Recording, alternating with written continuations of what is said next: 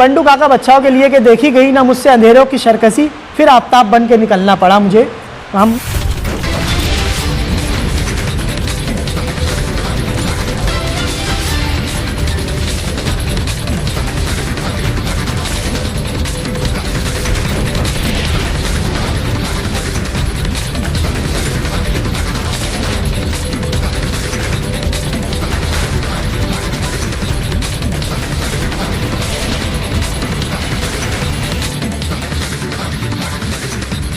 नमस्ते, मैं बंडू काका की ओर से आप सबका शुक्रिया अदा करता हूँ। तंजीम इत्तेहाद दूर सुफिया मालेगांव इन्होंने जो हिमायत दी है उसके लिए मैं आप सब लोगों का बहुत बहुत शुक्रिया अदा करता हूँ। औज़ुबिल्लाहि मिनश्शैतानिर्रजीम, बिस्मिल्लाहिर्रहमानिर्रहीम, अल्हम्दुलिल्लाहि रब्बिल आलमीन। जैसा कि हम सब जानते हैं, पूरे महाराष्ट्र में असम्बली चुनाव का बुगुल बज चुका है और आखिरी मराहिल हमारे दरमियान से गुज़र रहे। मालेगांव आउटर, जिसमें मुस्लिम तयाना, मालदा, रमज़ानपुरा और इसके अलावा अतराफ़ में कसीर तादाद में मुसलमानों की आबादी है। और हम देख रहे हैं कि 15-20 सालों से मुसलसल माननीय दादा भुसे साहब जो सरकार में रहे, मंत्री रहे, कैबिनेट मिनिस्टर रहे, होना तो ये चाहिए था कि जो आउटर का हमारा हिस्सा है, मालदा है, दयाना है, रमज़ानपुरा है, इसको दुल्हन की तरह सज जाना चाहिए था। मगर देखने में आया है कि आज हम जाते हैं मालदा और दयाना में तो वहाँ की सड़कें, रोड, गटर, नल, लाइट, इन तमाम बुनियादी सहूलियात को लेकर ऐसा लगता है कि हम किसी बिछड़े हुए देहात में, खेड़े में आ चुके हैं। इस तरीके का माहौल एक मंत्री के जो 15 साल से मिनिस्टर रहा है, कैबिनेट मिनिस्टर, कभी सहयोगी, सरकार का सहयोगी रहता है, कभी खुद सरकार में रहते, ऐसा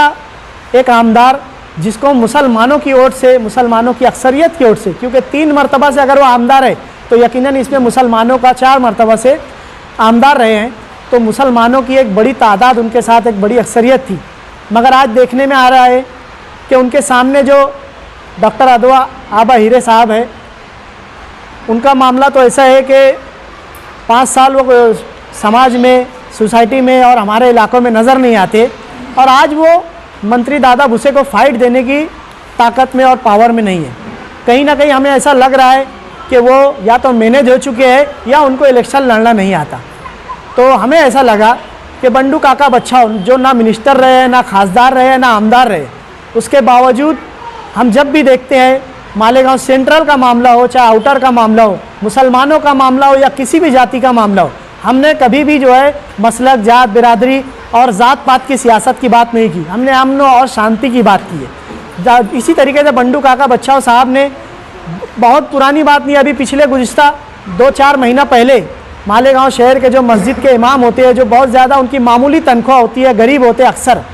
21 लोगों को जो है उम्रा के लिए भेजा अपने ज़ाती खर्च से। ये इतना बड़ा काम है कि पूरी कौम ने जो है उनको इस काम के लिए सलाम किया। इसी तरीके से हमारे आयशा नगर में नूरी हॉल के पास आग लगी, रमज़ानपुरा संजरी चौक में आग लगी, तो उसमें इन्होंने माली ताउन किया, लोगों को बर्तन से, साज और सामान से उनका ताउन किया था। लॉकडाउन के अंदर जहां बीजेपी के एक खासदार ने कहा था कि मालेगांव शहर वालों को जो है हमारे शहर में घुसने ना दिया जाए, ऐसे हालात में बंडू काका बच्चाओं साहब ने राम रहीम हॉस्पिटल की स्थापना डाली और उसमें तमाम लोगों के लिए अपनी बाहें फैला दी, जिसमें हिंदू, मुस्लिम और अतराफ़ के तमाम लोग जो है जाकर उसमें इस्तेफ़ादा हासिल किए।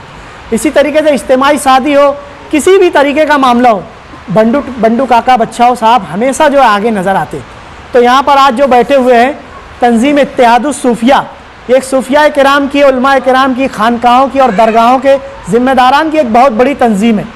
इसी के साथ साथ दीगर समाजी, मिली, सियासी समाजी तंजीमें जो है हमारे दरमियान मौजूद है। हमने बहुत सोच विचार करके एक फ़ैसला लिया, क्योंकि हम आखिर तक ये देखना चाहते थे कि कौन जो है हमारे मसाइल को हल कर सकता है। क्योंकि आउटर का इलाके में रोड, गटरे का बुनियादी सहूलियात के अलावा ना हॉस्पिटल की सहूलत है, ना रोज़गार की सहूलत है, ना स्कूल और कॉलेजेस की सहूलत है। इन तमाम जो है सहूलतों को पूरा करने की अगर किसी में सलाहियत नज़र आई तो हमें बंडू काका बच्चाओं साहब में नज़र आई। और यकीनन हमें उम्मीद है कि बंडू काका बच्चाओं जिस तरीके से किसी ओहदे पे ना रहते हुए शहर के लिए बिला तफरीक मज़हब के काम किया है, हमारी कुछ डिमांड है, मशरूत हिमायत है, इंशाल्लाह वो काम करेंगे। और हमारे जितने भी यहाँ पर बैठे, मैं उन तंजीमों का नाम आपके सामने पेश करता हूँ। सबसे पहले तो ये तंजीम इत्तेहादुस सूफिया एक शहर की बड़ी सूफिया किराम की तंजीम है जो हर समाजी, फलाही, मिल्ली मसाइल पर बेबाकी से आवाज़ उठाती है। इसी के साथ साथ हमारे दरमियान जो है हिफाजत ग्रुप है, मुजम्मिल अलीमी साहब है खानका नवाजिया रमज़ानपुरे से, सूफ़ी कलीम अहमद कादरी साहब है मखदूम साबिर एकेडमी रमज़ानपुरा, इसी तरीके से सूफ़ी सुल्तान अलीमी साहब है, सूफ़ी मुदस्सिर हुसैन अलीमी साहब है,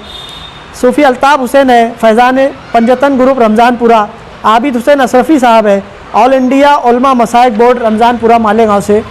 इसी तरीके से एक बहुत बड़ा पत्रकार तंजीम है मोहम्मद यूसुफ राना साहब अदारा निशान हिंद, अब्दुल रहमान साहब unique education society Dayana, Ashfaq Ahmad अदारा शाबान मालदा, मौलाना इम्तियाज़ कदीरी साहब कदीरी एकेडमी रमज़ानपुरा, हाफिज़ हामिद अशरफ़ी साहब रमज़ानपुरा। इसी तरीके से एक लंबी फहरिस्त है,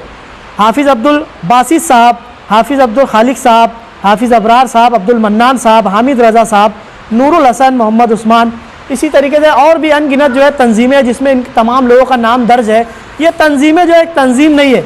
ये 5 साल आवाम के दरमियान रहकर आवाम के मसाइल पर, तमाम मसाइल इंसानियत के लिए, समाज के लिए खिदमत करने वाली एक बहुत बड़ी तंजीम है। और हम आज ये मुत्तफ़िक़ा फ़ैसला लिए कि बंडू काका बच्छाओ, उनके प्रतिनिधि, उनके सहयोगी हमारे दरमियान, कमलाकर पवार साहब हमारे दरमियान आए हैं, उनके साथ दीगर ज़िम्मेदारान आए हैं। हमने ये फ़ैसला लिया है तंजीम इत्तेहादुस सूफिया और दीगर जिन लोगों का नाम लिया है, मैं